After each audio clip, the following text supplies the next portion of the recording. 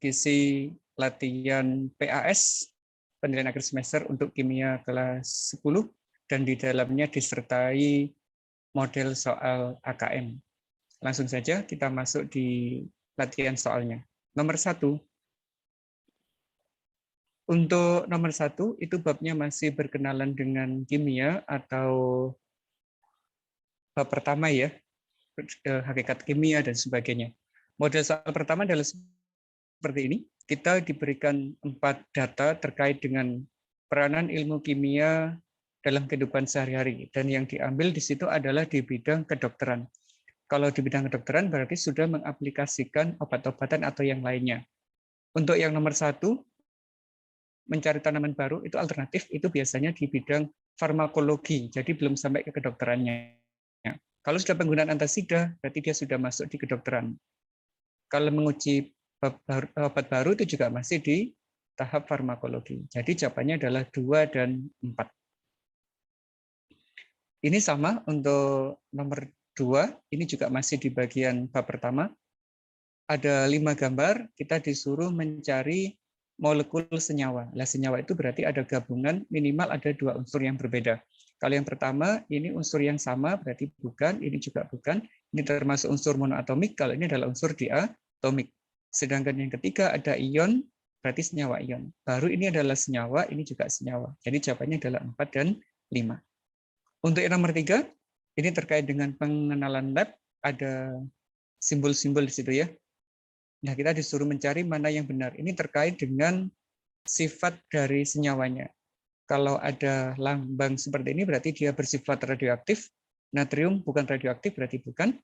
Ini adalah flammable, mudah terbakar. HCl itu bukan flammable. Ini mudah meledak. Salah satunya adalah amonium nitrat. Oxidation agent, berarti ini oksidator kuat, bukan alkohol, misalnya adalah kalium permanganat. Kalau ini sifatnya korosif misalkan adalah HCl. Sehingga untuk yang jawab ini yang C, yang mudah meledak. Ini terkait dengan bab pertama. Kita masuk di selanjutnya. Anak-anak akan mendapatkan semacam poster, di situ ada keterangan-keterangan, ada instruksi dan sebagainya, kemudian disuruh mencari 2 pernyataan yang benar. Nah, poster-poster ini biasanya ada di dalam laboratorium kimia. Yang tujuan utamanya adalah agar selama anak-anak bekerja di lab itu aman, berarti untuk menghindari terjadinya kecelakaan kerja. Terus, tanda peringatan bahaya terdapat pada kemasan bahan kimia agar mudah dikenali sifatnya. Jadi jawaban yang benar adalah A dan B. Di sini belum ada cara mengatasi masalah. Terus kalau setiap praktikum, usahakan didampingi sama guru. Dan masker itu tidak harus, terutama masker gas ya, tidak selalu digunakan di dalam semua percobaan. Kalau tidak menghasilkan gas yang berbahaya, kadang masker gas tidak perlu digunakan. Jadi yang paling tepat adalah yang A dan B. Untuk selanjutnya, anak-anak kita masuk di bab kedua, yaitu struktur atom. Untuk yang pertama, anak-anak akan diberikan semacam ilustrasi atom seperti itu. Ada inti atomnya, di dalamnya ada proton, kemudian di situ juga ada elektronnya mengelilingi, kita disuruh menentukan simbol atomnya. Nah, di situ ada jumlah elektron bisa kita hitung, ada 1, 2, 3, 4, 5, 6, 7, 8, 9, 10, 11, ada 11, berarti jumlah protonnya adalah 11. Nah, ini ada kesalahan tulis, harusnya adalah neutron. Neutronnya 12. Kalau atom netral, jumlah proton sama dengan elektron. Kalau di sini elektronnya adalah sejumlah 11, berarti protonnya juga 11. Kalau ini adalah neutronnya 12, maka nomor masanya adalah 23. Karena nomor massa itu menunjukkan proton ditambah neutron. Sedangkan jumlah elektron itu sama dengan nomor atomnya. Sehingga jawabannya adalah yang A. Kami ulangi ya, ini bukan proton tapi adalah neutron. Yang kedua, yaitu terkait dengan isotop, isobar, isoton, dan isoelektron. Anak-anak dikasih 4 data semacam ini, tinggal dilihat aja, yang ditanyakan adalah isotop atau yang lainnya. Kalau isotop, itu berarti cirinya atomnya harus sama, kayak begini, nomor atomnya pasti sama, tapi nomor massanya berbeda. Berarti jawabannya adalah 1 dan 3. Nah, kalau yang lainnya itu bagaimana? Misalkan data yang kedua, ini atomnya berbeda, nomor atomnya berbeda, tapi neutronnya sama. Kalau neutronnya sama berarti dia termasuk isoton. Yang nomor 4, atomnya sama, nomor atomnya sama, tapi nomor masanya juga nomor atomnya berbeda, simbol atomnya berbeda, tapi nomor neutronnya sama, berarti yang 4 juga termasuk kategori isoton. Jadi jawaban yang tepat yang termasuk isotop adalah 1 dan 3. Atomnya sama, nomor atomnya sama, tapi nomor masanya yang berbeda. Kalau isobar, tinggal aja dicari nomor massa yang sama. Kalau isoelektron, cari aja yang elektronnya jumlahnya sama. Ini terkait dengan soal AKM. Anak-anak kan dikasih simbol atom, kemudian disuruh menentukan 4 data ini benar atau salah. Yang pertama, kita analisis dulu. 39, 19. Yang 39 di atasnya adalah nomor massa, yang 19 ini adalah nomor atom. Maka nomor atomnya 19, nomor massanya 39. Kalau diketahui dalam nomor atomnya 39, berarti salah. Yang 39 adalah nomor massa. Ini punya elektron 19, berarti kita bisa menulis konfigurasinya berakhir di 4s1. Kita cek, dan ini benar, berarti 4s1. Kemudian, kalau sudah dapat konfigurasi, kita langsung bisa menentukan letaknya di golongan berapa, periode berapa. Ini valensinya 1, berarti golongan 1A, tertingginya 4, berarti periode 4. Yang ini benar. Nah, bagaimana untuk bilangan kuantumnya? Kita lihat di sini di 4s1, kita tarik 4s1 berarti N-nya, kulit tertingginya adalah 4, berakhir di S, subkulit S berarti L-nya adalah 0, M-nya pasti ada di kotak 0, kalau isinya 1 berarti positif setengah.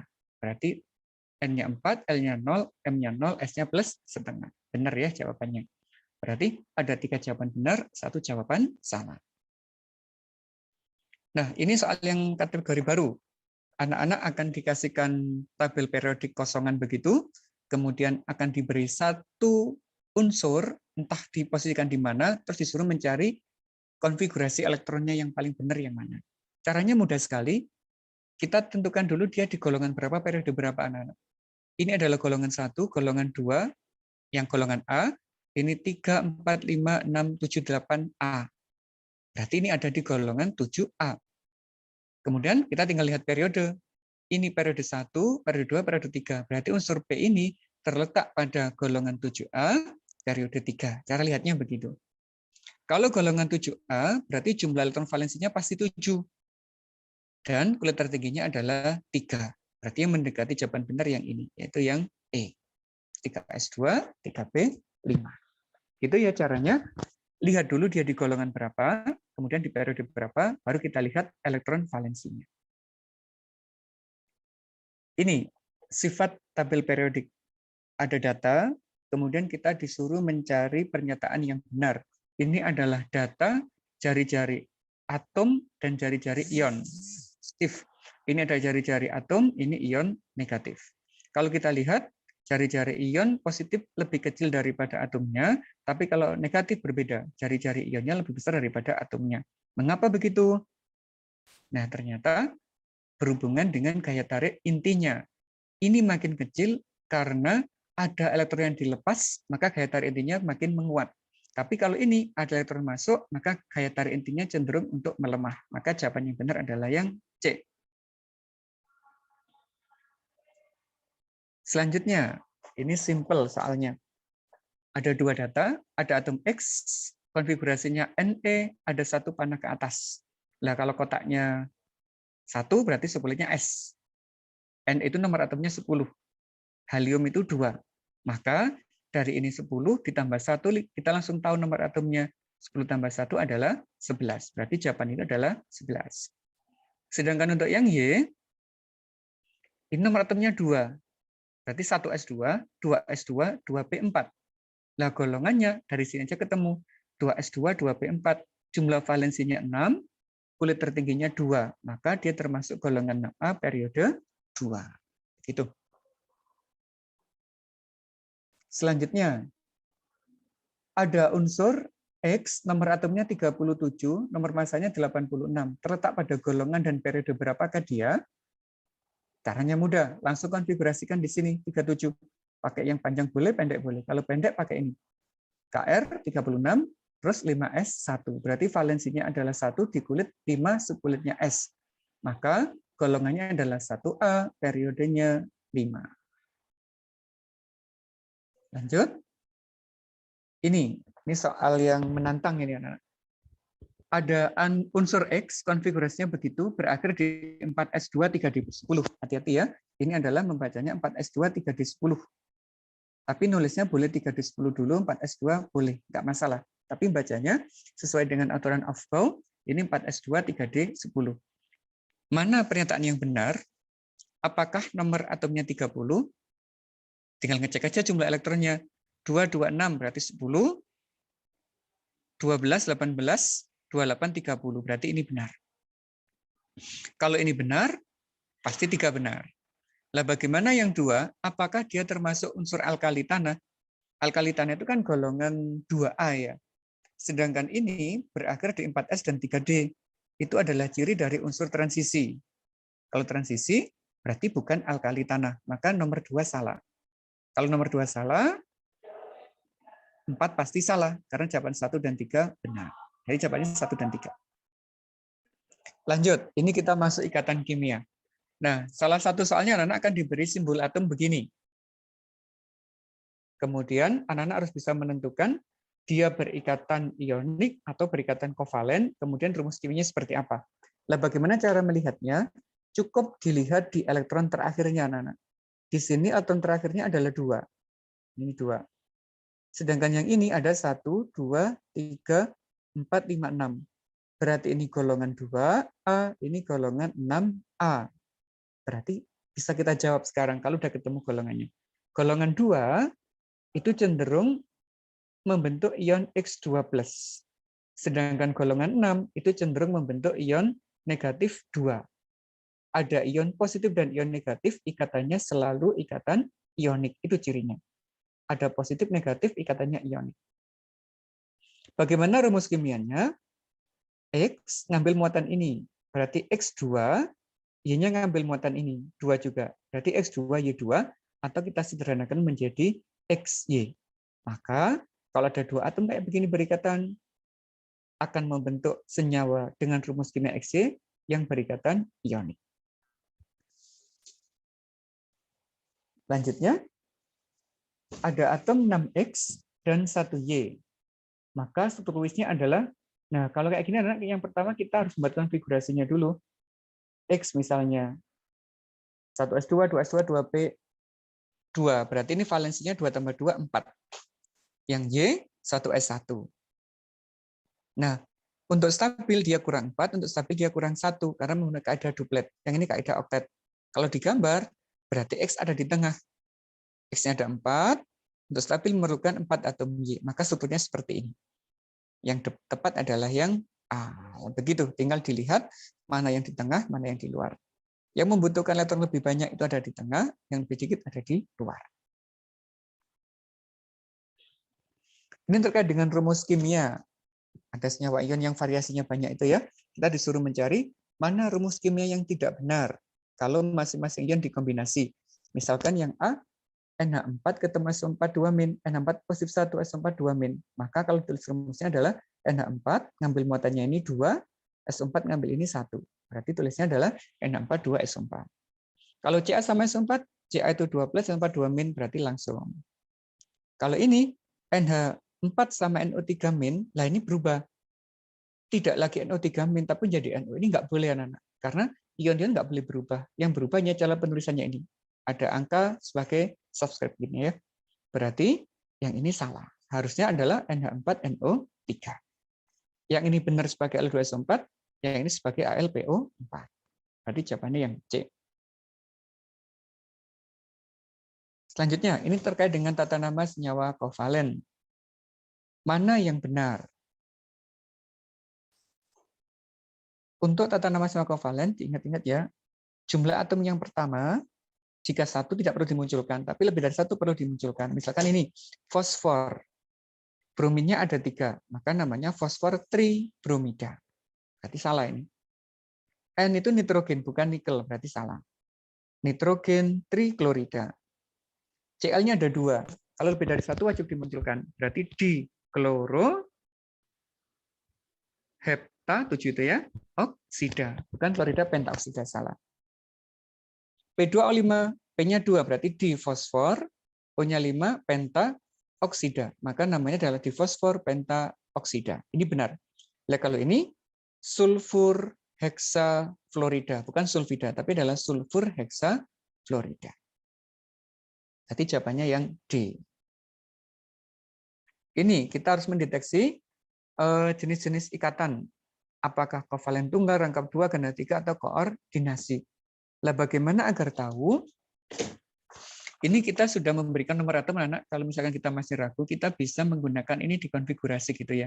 Tapi kalau kita sudah paham, kita bisa memanfaatkan golongannya. Misalkan C golongan 4, berarti valensinya 4 berikatan dengan oksigen.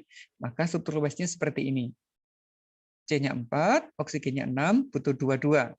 Berarti ikatannya adalah rangkap 2. Yang KOH, ini senyawa ionik. K plus OH-. OH-nya berikatan kovalen, koordinasi, yang ini adalah K plus-nya. HCN, nah ini HCN. HCN, C butuh 4 yang untuk stabil karena dia punya 4, 1, 2, 3, 4. 1 dipakai dengan H, yang 3 dengan N. HNO3 itu seperti ini. Ada ikatan kovalen koordinasinya di sini.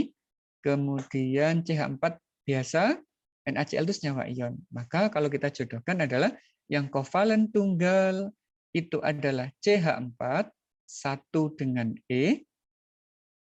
Lupa nggak digaris nih kayaknya. Nah benar. Ikatan kovalen tunggal itu yang CH4. Rangkap 2 itu yang CO2.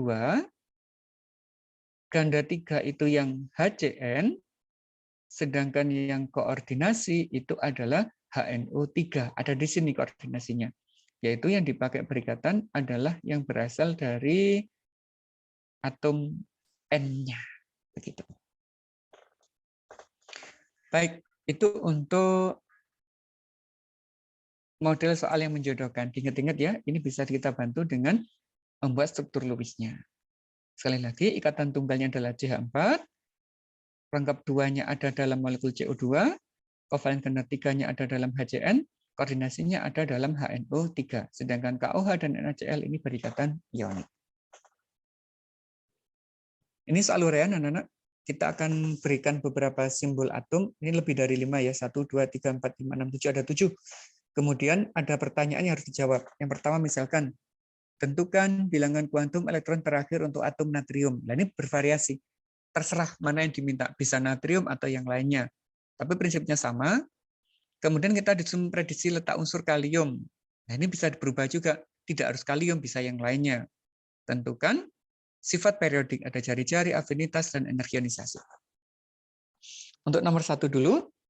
Natrium kita konfigurasi. Na pakai neon 10 3s1. Valensinya 1, berarti kita langsung bisa menentukan bilangan koordinasinya. N-nya 3 dari sini ya. L-nya 0 karena berakhir di subkulit S, M-nya 0 karena di kotak 0, S-nya menghadap ke atas maka positif setengah. Berarti ini jawabannya. N3, L0, M0, S-nya positif setengah. Untuk yang nomor 2, letak unsur kalium, berarti perlu kita konfigurasi. AR itu 18, maka sisanya 4S1. Berarti elektron valensinya adalah 1, berakhir di subkulit S di kulit keempat. Maka dia terletak pada golongan 1A periode 4. Nah, terus bagaimana jawab yang nomor 3?